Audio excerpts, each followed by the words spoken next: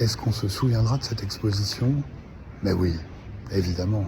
Aujourd'hui, j'ai une grosse réunion de travail, mais juste avant, je me cale la visite de l'exposition Soulage, une autre lumière, ce sont des peintures sur papier, et ça, c'est au musée du Luxembourg. Des années 40 aux années 2000, il en a peint environ 800. C'est du délire.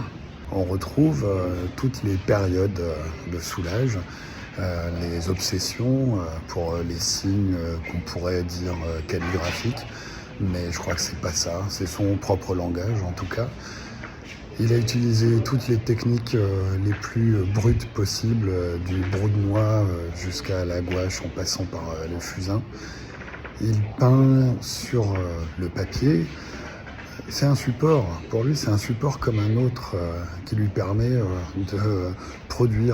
produire sans cesse. Et puis au fur et à mesure qu'on avance dans les décennies, on arrive notamment aux années 60, et là il y a une bascule. Les signes sont toujours là, mais sur fond noir encore. Donc noir sur noir, imaginez ce que ça donne.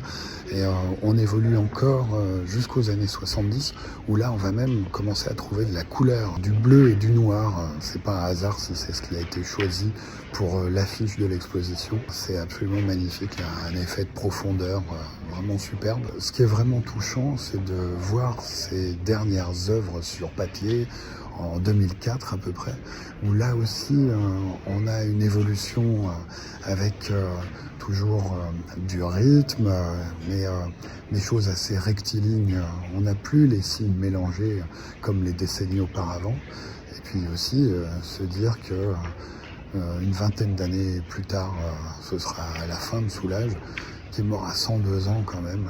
C'est un parcours de vie assez incroyable de ce bonhomme qui, gamin, avec de l'encre noire, peint, dessine la neige.